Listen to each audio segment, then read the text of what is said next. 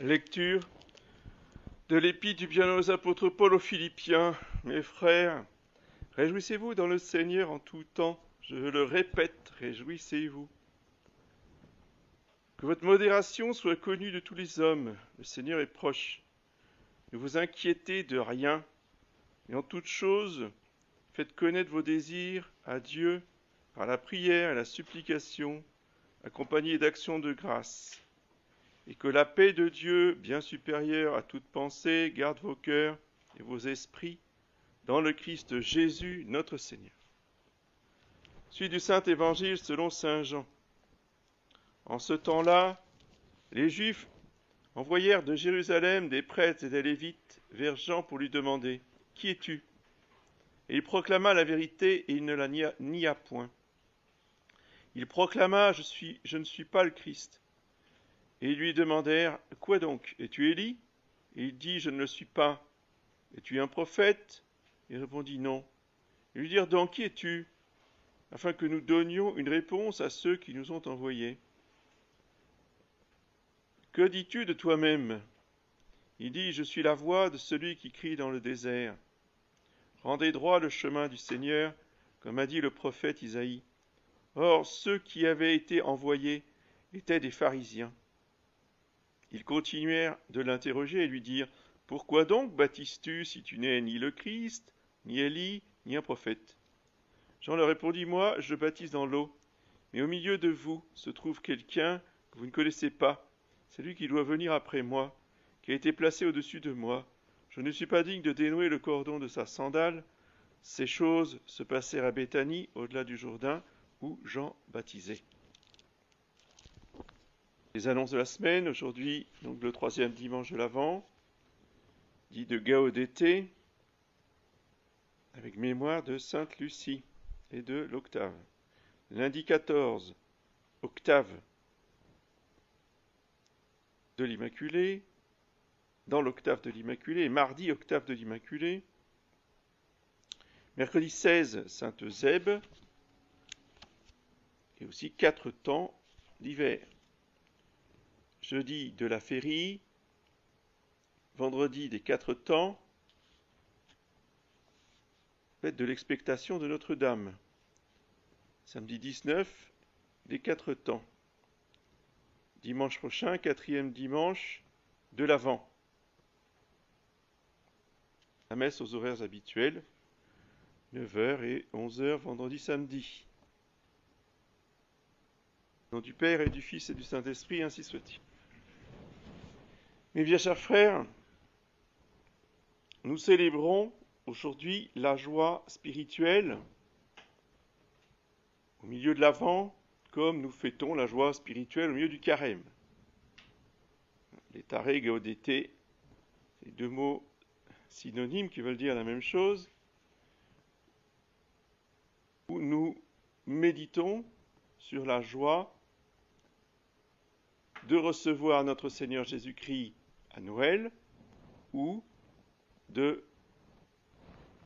nous réjouir de la résurrection de notre Seigneur Jésus-Christ à Pâques.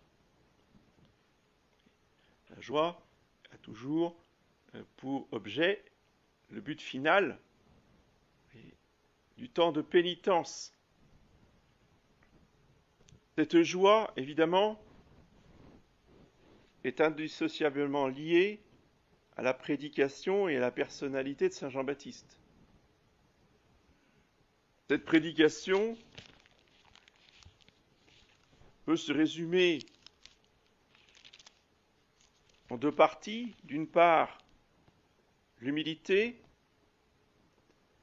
d'autre part, la gloire de Dieu. Et la gloire de Dieu, c'est sa lumière.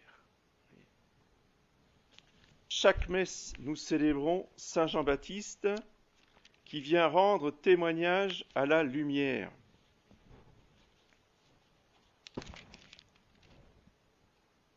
Il y eut un homme envoyé de Dieu dont le nom était Jean. Il vint pour servir de témoin, pour rendre témoignage à la lumière, afin que tous crussent par lui. Il n'était pas la lumière, il vient pour rendre témoignage à la lumière. Il vient montrer la lumière. Voici l'agneau de Dieu. Il désigne à tous ses contemporains le Messie. Il prépare les voies du Messie. Et une des manières sur lesquelles il insiste beaucoup, c'est justement cette humilité, cette simplicité. L'humilité par l'exemple. Il ne se dit pas être un grand prophète, et il ne se dit pas être le plus grand des prophètes, et pourtant c'était vrai. Non, il dit « Je suis la voix de celui qui crie dans le désert ». Il n'est qu'une voix. La voix, c'est un son, c'est une vibration. Les mots, c'est notre intelligence qui les formule. Vous voyez, la voix, c'est juste un organe corporel. Voilà comment se considère Saint Jean-Baptiste. Il est la voix du Verbe. Le Verbe, c'est la pensée. La voix, c'est le son. Rendez droit le chemin du Seigneur, comme a dit le prophète Isaïe. C'est là le secret et la source de la joie. La simplicité. Un chemin droit est un chemin simple. Le plus court chemin d'un point à un autre, c'est la ligne droite. Mais nous, on raffole. On se construit des itinéraires bis. Ça, c'est notre grande occupation dans la vie, de faire 40, 50 kilomètres de détour pour rallonger et voir du pays. Oui. Nous serions une rivière, voyez, au lieu de couler du sommet à la vallée, dans le fleuve, on ferait plein de détours comme ça. Puis on remonterait, puis on redescendrait. Voilà. Ça, c'est nos vies à nous, ça. Oui. Évidemment, on n'arrive pas. C'est très long. Ben oui, mais si c'est très long, c'est qu'on a peut-être allongé les choses à plaisir. Dieu est infiniment simple. Tout simple. Donc, la création, les créatures, ont été faites à son image, pas à sa ressemblance. À son image. Toutes les créatures sont à l'image de Dieu. Ce sont des images plus ou moins fidèles. Seul l'homme a été créé à la ressemblance de Dieu, parce qu'il a une âme éternelle, il a une intelligence, c'est la seule créature sur terre qui a une intelligence, parce que les anges ne sont pas sur terre, les anges sont au ciel, ce sont aussi des intelligences, mais ils ne font pas partie de la création terrestre, matérielle. Nous sommes les seuls à avoir une intelligence. Mais il suffit donc de regarder comment fonctionne la nature. La nature, quelle que soit la créature, va toujours au plus simple. Ne pose pas 10 000 questions. À la fin, je mange ce qui me tombe sous le croc. C'est pas compliqué, il y a une gazelle qui passe, je la mange. Il ne va pas dire « Ah non, peut-être pas, non, elle ne me plaît pas, j'ai pas envie. » Non mais, et ça c'est des trucs d'humains, ça. L'animal, il n'est pas compliqué. Il voit une souris, ça y est, il la gobe, c'est fini. Mais nous, il faut toujours qu'on ne soit pas d'accord. Il faut toujours qu'on ait des objections. Il faut toujours qu'on se pose 1000 questions. Voire qu'on se pose des questions sur nos questions. C'est encore plus compliqué. La simplicité. Surtout pour les mélancoliques, je conseille la lecture d'un livre extraordinaire qui s'appelle « Aux sources de la joie » d'après saint François de Sales, du chanoine Vidal. C'est un vrai livre de médecine spirituelle. Saint François de Sales, qui est un maître de l'amour divin, de la joie et de la paix intérieure et d'équilibre. Si on voudrait caractériser saint François de Sales, on pourrait le nommer le docteur du juste milieu. Oui.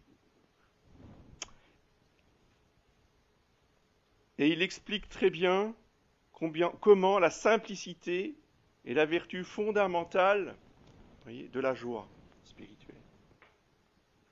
C'est la pierre fondamentale de la vie chrétienne, de la vie religieuse, de la vie monastique.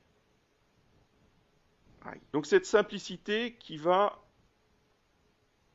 au plus efficace, au plus rapide, au plus court, va directement au but avec une économie de moyens. La simplicité, c'est aussi l'économie, la modération, ou la modestie. Appelez ça comme vous voulez, mais c'est exactement ce que saint Paul nous recommande dans l'introïte. Réjouissez-vous dans le Seigneur en tout temps. Puis là, il répète. Pourquoi il dit 2 fois? On a compris. Une fois qu'on a lu Réjouissez-vous dans le Seigneur, on a compris. Ah non, il faut qu'il répète encore une 2e fois. Pourquoi? Parce que c'est pas simplement qu'on a entendu la phrase et notre intelligence a compris, oui, se réjouir dans le Seigneur, très bien. Non. S'il répète 2 fois, c'est parce qu'il y a très peu de gens qui se réjouissent. Parce que la vie est tellement épouvantable, c'est tellement horrible, c'est tellement affreux. Puis plus on se le répète, alors ça par contre on le répète, il n'y a pas de problème. Hein. Ça on le répète à satiété que c'est terrible, c'est affreux, c'est épouvantable. Et le fait de le dire crée cet entourage, cet environnement catastrophique, malheureux, épouvantable. Et plus on le dit, et plus c'est horrible, et plus c'est malheureux, et plus c'est épouvantable. Le malheur attire le malheur. Le pessimisme attire tous les ennuis. Et plus on dit qu'on a des ennuis, que c'est épouvantable et que c'est affreux, et plus les ennuis arrivent. C'est comme ça. C'est une loi humaine. On n'y peut rien. C'est en dehors de toute religion. Tous les hommes de cette planète fonctionnent de la même façon parce que Dieu nous a créés comme ça. Il faut accepter la loi naturelle. Donc justement, saint Paul nous invite à changer notre mentalité, à changer notre regard sur les choses pour nous réjouir. Ça ne veut pas dire qu'on ne va pas voir qu'il y a du malheur. S'il y a du malheur, il y a du malheur. S'il y a eu un accident, il y a eu un accident. On va pas dire, ah, il n'y a pas d'accident. Non, j'ai rien vu. Non, ça n'existe pas. Non, c'est pas ce que je veux dire. C'est pas ce que veut dire saint Paul. C'est évident que si on croise un accident, on va prier pour les personnes, on va dire Je vous salue Marie, pour ces pauvres gens qui ont été victimes, voire qui sont mortes. Bon, très bien. Il n'y a pas que de la joie dans la vie, je suis d'accord. Mais si saint Paul insiste tant, et l'Église avec lui, sur cette joie, c'est que c'est ça qu'il faut cultiver en priorité tout le temps. Tout le temps. Pas de temps en temps, c'est pas... Oui, parce que, bon, de temps en temps, il y a quand même des bonnes choses qui arrivent. Non. Nous sommes entourés de merveilles. Oui. À chaque fois qu'on sort, on devrait être dans la joie de voir la création, de voir le ciel, de voir le soleil, de voir la lune, de voir les étoiles, de voir les oiseaux. De retrouver cet esprit d'enfant comme le petit enfant qui découvre la vie. Il faut redevenir comme des petits-enfants, dit Jésus. Et là, on se réjouit de nouveau. Oui. La simplicité de l'enfance, de la nature, des œuvres de Dieu et de Dieu lui-même. Donc cela doit se traduire, nous dit saint Paul, par le latin dit modestie. Il y en a qui traduisent, et c'est pas faux, hein, mais c'est un petit peu une interprétation, par modération. Que votre modération soit connue de tous les hommes. Ne vous inquiétez de rien. Les inquiets, ils ont toujours peur que le ciel leur tombe sur la tête. Oui. Je sais que c'est notre passé gaulois qui veut ça, mais il faut lutter contre ces tendances de la nature pour faire confiance en Dieu. C'est Dieu qui dirige nos vies, c'est Dieu qui nous nourrit, c'est Dieu qui s'occupe de tous les détails de notre vie. Et donc cette simplicité, cette modération, cette modestie doit se manifester dans toute notre vie. Notre salle va développer tous les différents aspects auxquels nous pouvons exercer cette simplicité. Tout d'abord dans le logement, d'avoir un logement et une décoration simple. Plus c'est chargé, plus c'est sophistiqué, plus cela développera justement des obstacles pour aller vers Dieu.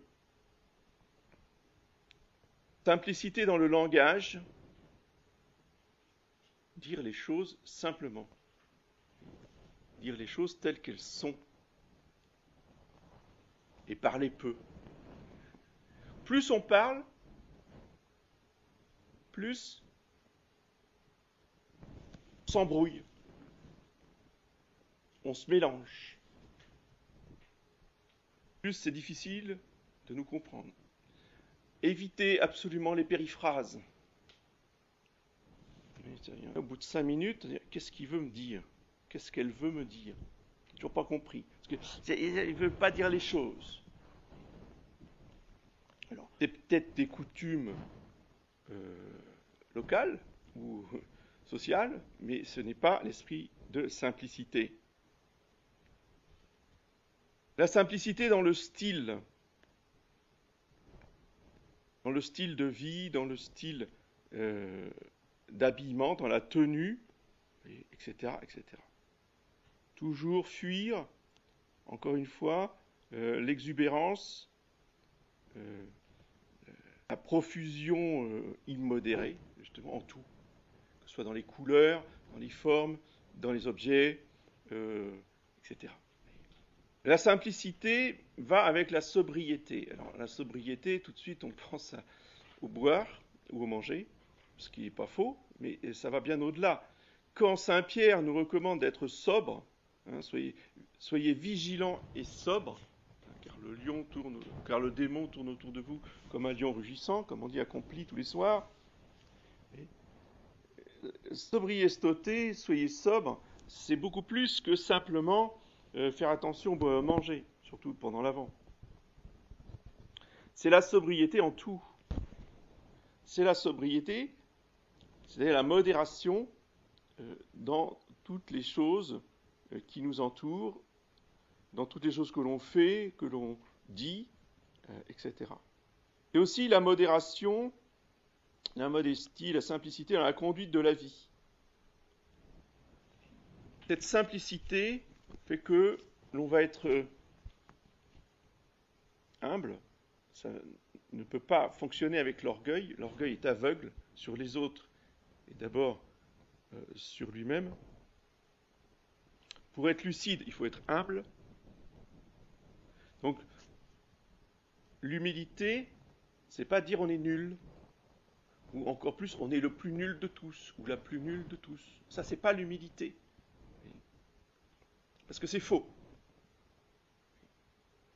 Faux. Nous sommes des êtres absolument extraordinaires. Quand je vous ai dit tout à l'heure qu'il faut admirer la nature qui est dehors, excusez-moi, mais si on est dans la joie de voir les petits oiseaux qui chantent, qui sont beaux, qui ont un beau chant, ou d'autres animaux, des chats, des chiens, etc., qu'on apprécie, Donc on peut admirer les qualités. Je vois ça par rapport à moi. Ne serait-ce que sur le plan physique. Un cerveau humain est une machine absolument extraordinaire, mystérieuse et inconnue. Même les plus grands savants ne savent pas comment fonctionne le cerveau. Ils ont à peu près progressé quand même grâce aux appareils.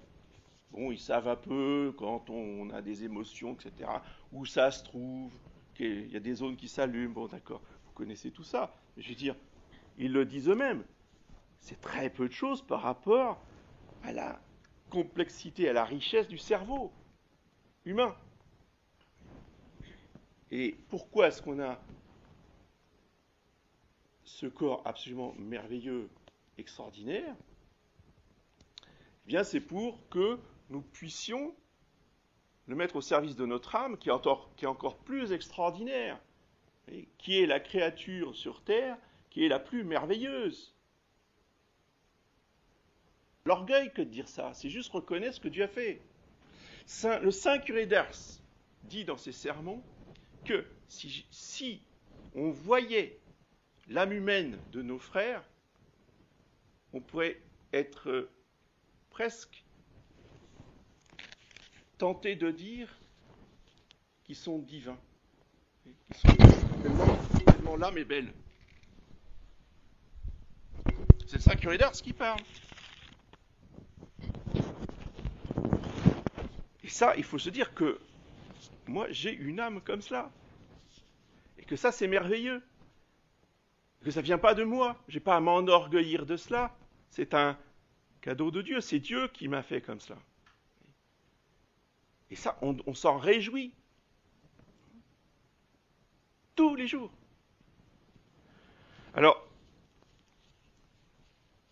une des clés pour réussir dans la vie, nous disent les païens, c'est de tenir un cahier en notant tous les jours toutes les choses qui nous arrivent de bien ou qui vont nous arriver de bien, les personnes que l'on a rencontrées, qui nous ont enrichis, qui nous ont réjouis, etc. On le note et on remercie la vie, disent-ils.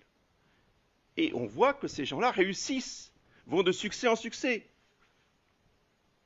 Ils sont des païens, rien à voir avec la religion. Donc déjà, humainement parlant, c'est comme ça que nous devons fonctionner.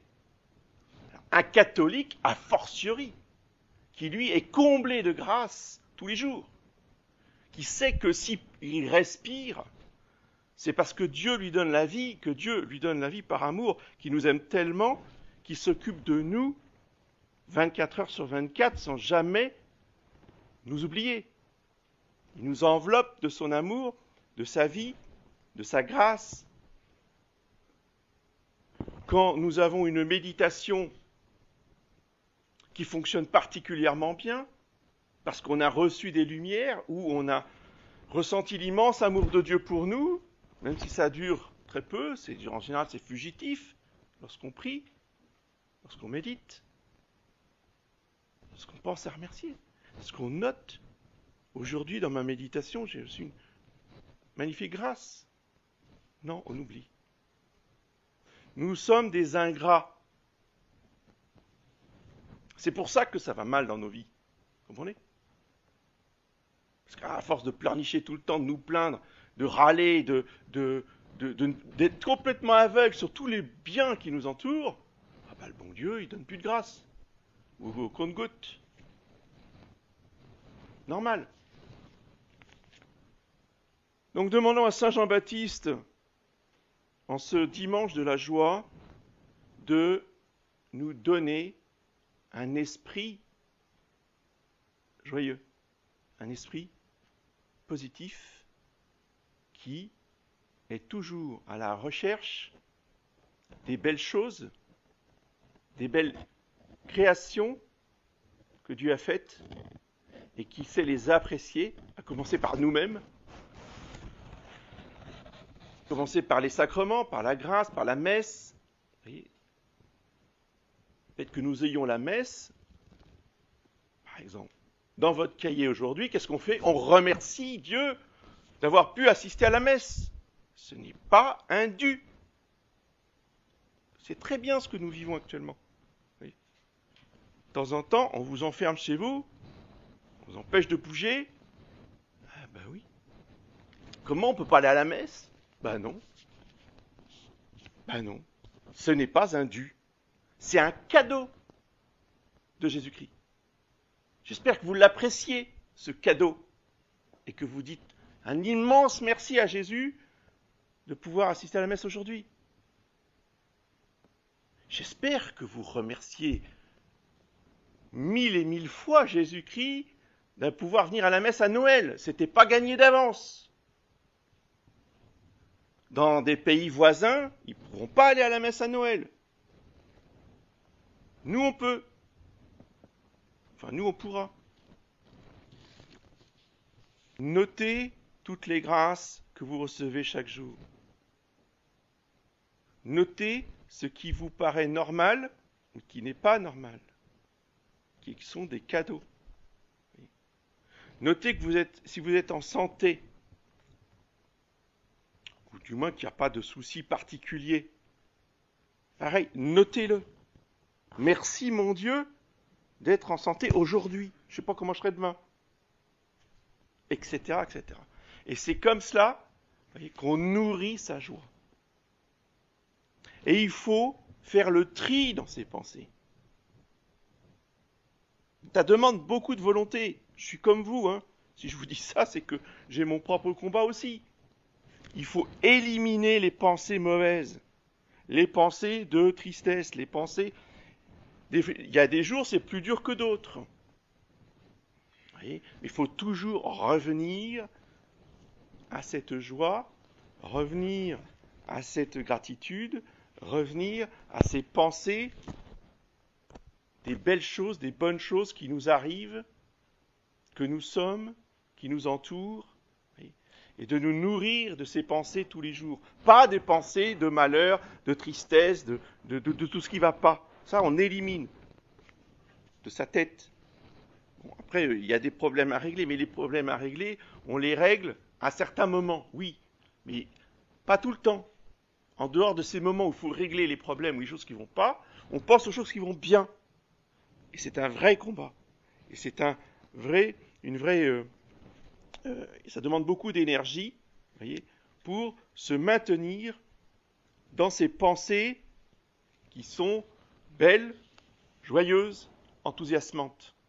Et c'est comme cela que nous changerons notre environnement, que nous attirerons des belles choses, des bonnes choses, parce que la joie attire la joie, la tristesse attire la tristesse. C'est une banalité, oui, sauf que malheureusement, on n'en tient pas compte. Donc, cultivons cette joie, cultivons cette simplicité qui se nourrit d'humilité et d'esprit d'enfance, et nos vies seront transformées, et petit à petit, le monde sera transformé aussi. Au nom du Père et du Fils, sera transformé aussi. Au nom du Père et du Fils, sera transformé aussi. Au nom du Père et du Fils, sera transformé aussi. Au nom du